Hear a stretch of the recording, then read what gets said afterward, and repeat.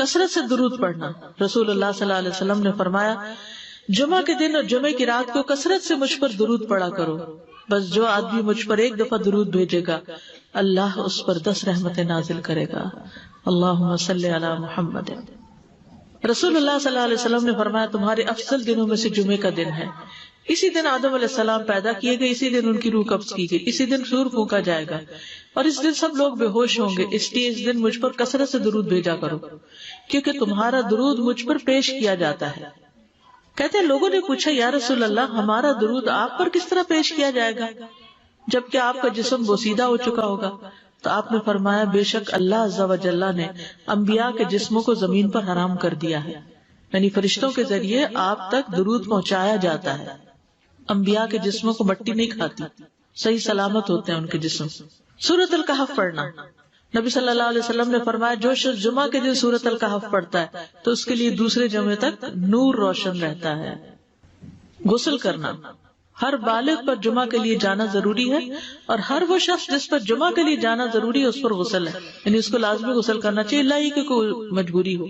تو آپ اپنا اسکیڈول اس طرح بنائے نا کہ جیسے اگر آپ ہر روز نہاتے پھر تو کوئی مسئلہ نہیں, لیکن اگر آپ ایک دن چھوڑ کے ایک دن نہاتے ہیں تو آپ پھر اس طرح اسکیڈول کریں کہ جیسے آپ منڈے کو نہائے, پھر وینسڈے کو نہائے, پھر جمعے کو نہائے, پھر آپ سیٹرڈے سنڈے اگر نہیں بھی نہاتے پھر منڈے. تو اس طرح آپ جمعے کو مس نہیں کریں گے. یہ نہیں کہ جمعرات کو نہا کے جمعہ کو چھوڑ دیا یا جمعہ چھوڑ کے ہفتے کو نہائے, ایسا نہیں کرنا چاہیے.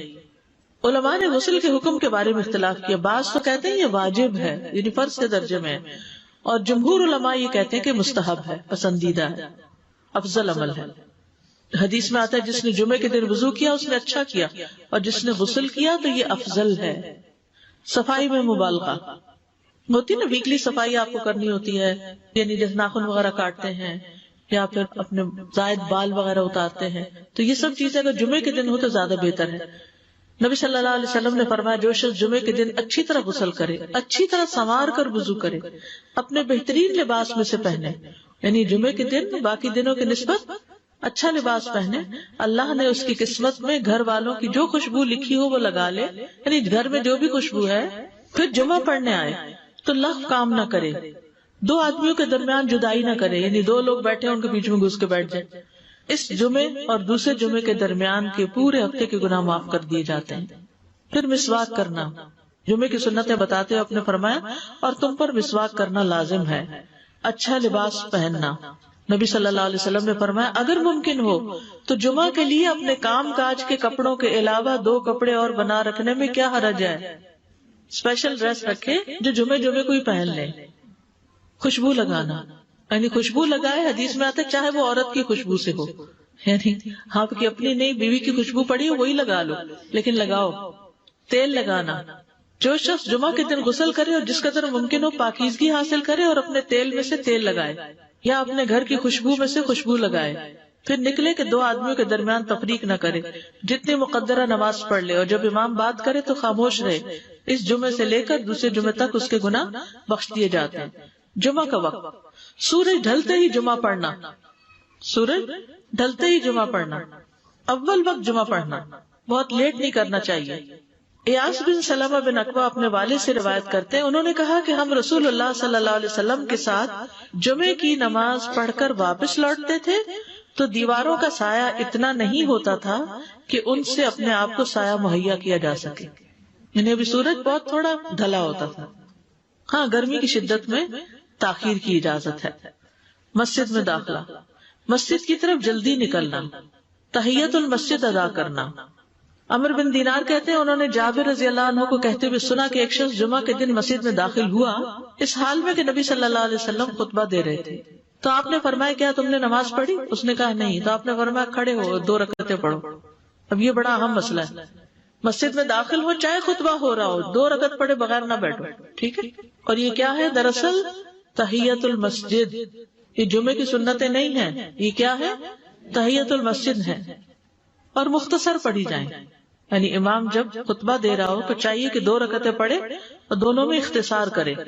نماز سے قبل ہلکا بنانے کی ممانعت. مثلا آپ جلدی چلے گئے تو یہ نہیں کہ ایک گروپ بنا کے آپس میں گپ شپ شروع کر دیں, نہیں, سیدھے ہی لائنوں میں بیٹھیے.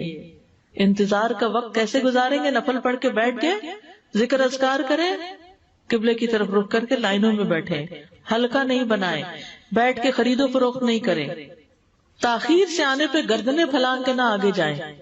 رسول اللہ صلی اللہ علیہ وسلم نے فرمایا ٹیک لگا کے مت کھاؤ، یہ عام ایک ادب بتایا، یعنی اس طرح ٹیک لگا کے نہیں کھاؤ، کھانے کے وقت سیدھے ہو جاؤ۔ چھنے ہوئے آٹے کی روٹی نہ کھاؤ، میدا۔ مسجد میں کوئی جگہ مقرر نہ کرو کہ یہ میری جگہ ہے، آپ کیوں آج یہاں کھڑی ہوگی، کہ تم اسی میں ہی نماز پڑھو۔ کچھ لوگ ہوتے ہیں نا، آ کے مخصوص جگہ ہی پڑھتے ہیں، اگر کوئی اور وہاں ڈسٹرب ہو جاتے ہیں۔ اور جمعہ کے دن لوگوں کی گردنیں نہ پھلانگو، ورنہ اللہ تمہیں قیامت کے دن لوگوں کے لیے پل بنا دے گا۔ کیونکہ بہت اذیت کی بات ہے نا، بیٹھے لوگ باقاعدہ بعض اوقات کندھوں پہ ہاتھ رکھ کے اس کو تنگ کر اس کو تنگ کر، تو یہ نہیں کرنا چاہیے۔ اگر آپ کو اٹھنا بھی پڑ گیا بیچ میں تو واپسی پہ پیچھے کھڑے ہو جائیے، اگلی لائن مل جائے گی۔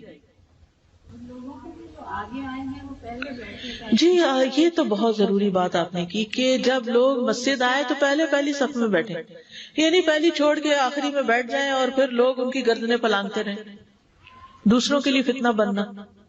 جابر بن عبداللہ رضی اللہ عنہ سے روایت ہے کہ جمعے کے دن رسول اللہ صلی اللہ علیہ وسلم خطبہ ارشاد فرما رہے تھے کہ ایک آدمی مسجد میں داخل ہوا، وہ قریب آ کر بیٹھنے کے لیے لوگوں کے اوپر سے گزرنے لگا۔ رسول اللہ صلی اللہ علیہ وسلم نے فرمایا بیٹھ جاؤ، تحقیق تم نے لوگوں کو تکلیف پہنچائی اور دیر سے آئے۔ یہ عربی کے الفاظ بڑے خوبصورت ہیں، اجلس فقد آذیت و آنیت، کتنی جامع زبان ہے یہ۔ اجلس فقط آذیت، تو نے اذیت دی، و آنیت، اور دیر سے آئے۔ تو اس سے منع کیا گیا۔ کسی کو اس کی جگہ سے نہ اٹھانا۔ جابر رضی اللہ عنہ نبی صلی اللہ علیہ وسلم سے روایت کرتے ہیں، آپ نے فرمایا تم میں سے کوئی شخص جمعہ کے دن اپنے بھائی کو کھڑا نہ کرے کہ پھر دوسری طرف سے آ کر اس کی جگہ پہ خود بیٹھ جائے، بلکہ جو آئے وہ کہے جگہ کشادہ کرو، ہمارے لیے بھی جگہ بناؤ، یہ کہے۔ خطبہ جمعہ اور اس کے آداب۔ خطبہ جمعہ کی اہمیت، جب اذان ہو جائے تو کیا کرے انسان؟ مسجد کی طرف دوڑ پڑے۔ تو مسجد میں جماعت تو نہیں ہو رہی ہوگی، پہلے کیا ہو رہا ہوگا؟ خطبہ ہو رہا ہوگا۔ امام کے خطبے سے پہلے سلام کرنا۔ نبی صلی اللہ علیہ وسلم جب ممبر پر چڑھتے تو حاضرین کو السلام علیکم کہتے۔ امام کا کھڑے ہو کر خطبہ دینا۔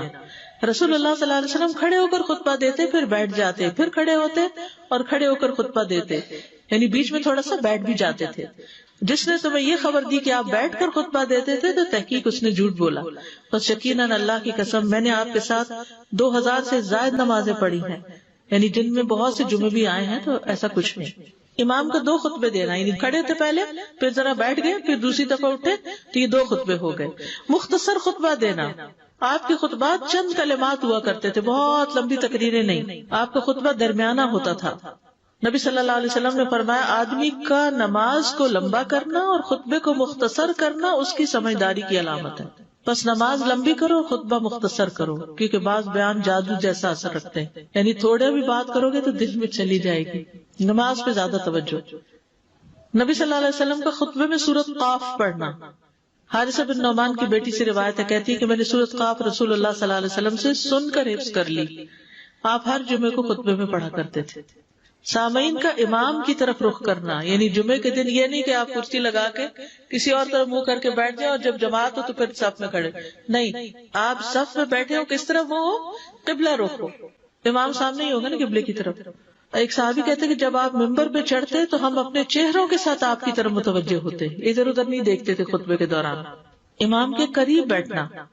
اللہ کے نبی صلی اللہ علیہ وسلم نے فرمایا ذکر میں حاضر ہوا کرو، یعنی خطبہ میں، اور امام کے قریب بیٹھا کرو، بے شک آدمی دور ہوتا رہتا ہے حتیٰ کہ وہ جنت میں بھی پیچھے ہی ہوگا اگرچہ وہ اس میں داخل بھی ہو جائے۔ تاخیر کی اتنی مذمت ہے۔ خاموشی سے خطبہ سننا، یعنی بات نہیں کرنی چاہیے، کوئی اہم بات بھی نہیں پوچھنی چاہیے۔ ابن مسعود سے روایت ہے کہ انہوں نے ابی ابن کعب سے قرآن کی کسی آیت کے بارے میں سوال کیا جبکہ اللہ کے نبی خطبہ دے رہے تھے، تو انہوں نے اعراض کیا اور کوئی جواب نہ دیا۔ پھر جب آپ نے نماز پڑھائی تو ابی کہنے لگے تمہارا جمعہ ہی نہیں ہوا۔ تو ابن مسعود نے رسول اللہ صلی اللہ علیہ وسلم سے پوچھا تو آپ نے فرمایا ابی نے سچ کہا، کوئی بات کرنے کی اجازت نہیں، یہ کہنے کی بھی کہ چپ ہو جاؤ یہ بھی اجازت نہیں۔ عبداللہ بن مسعود کہتے کہ جب امام جمعہ کے لیے آ گیا پھر تمہارا اپنے ساتھی سے یہ کہنا کہ خاموش رہو لغویت کے لیے کافی ہے، یہ بھی لغو بات ہے۔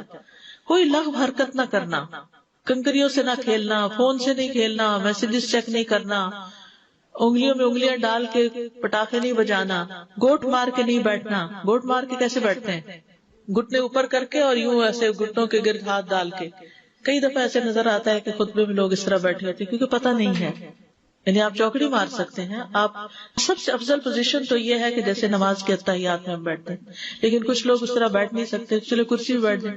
اگر کرسی نہیں ہے، نیچے بیٹھے ہیں تو چوکڑی مار کے بیٹھ جائیں، مگر ٹانگیں اس طرح پیٹ کے ساتھ لگا کے گھٹنوں پہ ہاتھ کو بل دے کے اس طرح نہیں بیٹھے. اگر مجبوری ہے تو وہ اور بات ہے، لیکن یہ کہ بلا وجہ نہیں کرنا چاہیے کیونکہ ادب کے خلاف ہے. اونگ آنے پر جگہ بدلنا. نبی صلی اللہ علیہ وسلم نے فرمایا اگر جمعہ کے دن کسی کو مسجد میں اونگ آنے لگے تو اپنی اس جگہ کو دوسری جگہ سے بدل لے. کہ بعض اوقات ایسا ہوتا ہے نا، خطبے کے وقت بڑی سکینت ہوتی ہے اور آخری خطبہ تو آپ نیند میں ہی سنتے ہیں. نماز جمعہ کی رکعت 2 رکعت ہے فرض بس. جمعہ کی نماز 2 رکعتیں ہیں اور ان دونوں میں قرات ہوتی ہے. نبی صلی اللہ علیہ وسلم جمعے میں سبح اسم ربک الاعلی اور هل اتاک حدیث الغاشیہ پڑھتے. کبھی جمعہ اور عید کٹھے ہو جاتے تب بھی دونوں نمازوں میں یہی سورت پڑھتے تھے. ٹھیک ہے.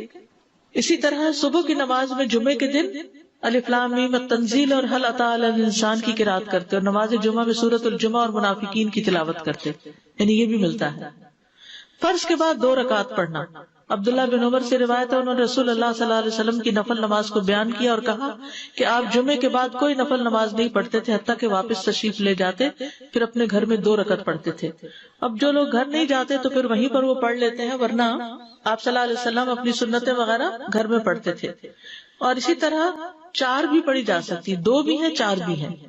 آپ صلی اللہ علیہ وسلم نے فرمایا جب تم میں سے کوئی جمعہ پڑھ چکے تو اس کے بعد 4 رکعتیں پڑھے. یہ آپ کا حکم ہے. تو جب آپ کا 2 چیزیں ہوتی ہیں سمجھنے کے لیے، ایک آپ کا فعل ہوتا ہے اور ایک آپ کا حکم ہوتا ہے. تو ہمارے لیے کیا ہے؟ جو آپ کا حکم ہو. جمعے کے بعد کوئی اور نماز پڑھنے سے پہلے گفتگو کرنا، یعنی سنت پڑھنے سے پہلے گفتگو کرنا. اسما بن مالک سے مرفوعاً روایت ہے کہ جب تم میں سے کوئی آدمی جمعہ کی نماز پڑھے تو اس کے بعد اس وقت تک کوئی نماز ادا نہ کرے جب تک کسی سے کلام نہ کرے یا اس جگہ سے نکل نہ جائے. پہلے منع تھا، اب کوئی نہ کوئی بات کر لینی چاہیے. نہیں سمجھ آئی؟ یعنی جمعہ پڑھ لیا آپ نے اور پھر کسی سے آپ سلام دعا کر لیں، اس کے بعد سنت پڑھیں یا نفل جو بھی. ٹھیک ہے. اور گھر جانا تو گھر جا کے پڑھیں، اور اگر گھر نہیں جانا، کام پہ جانا تو ادھر ہی پڑھ کے چلے جائیں. کتنا پیارا ہے ہمارا دین کہ اتنا لمبا بھی چپ کا روزہ نہیں رکھوایا. بالکل. عاصم سے روایت ہے، وہ ابو قلابہ سے نقل کرتے ہیں، میں نے ان کے ساتھ جمعہ کی نماز پڑھی. جب میں نے اپنی نماز پوری کر لی انہوں نے میرے ہاتھ کو پکڑا اور میری جگہ پر کھڑے ہوئے اور مجھے اپنی جگہ پہ کھڑا کیا. وہ جو ہم چینج کرتے ہیں نا جگہ، وہ اس کی بات ہو رہی ہے. یعنی جمعے کے بعد کوئی اور نماز پڑھنے سے پہلے بات بھی کر لینا، جگہ بھی تبدیل کرنا. لیکن اگر کچھ لوگ پہلے سے ہی آپ کی سنتیں شروع کر چکے اور کوئی چینج کرنے والا نہیں تو پھر پڑھ لیجیے. یعنی یہ مستحب اعمال ہے، ان میں ایسا نہیں کہ کوئی گناہ لازم ہو جائے گا، لیکن افضل یہ ہے، افضل سے اجر زیادہ ہو جاتا ہے. جمعہ کے دیگر احکام. 1 رکعت پانے پر بھی جمعہ ادا ہو جاتا ہے. یعنی اگر کسی کو رش مل گیا، پارکنگ نہیں ملی اور 1 رکعت میں بھی پہنچ گیا تو جمعہ ہو گیا.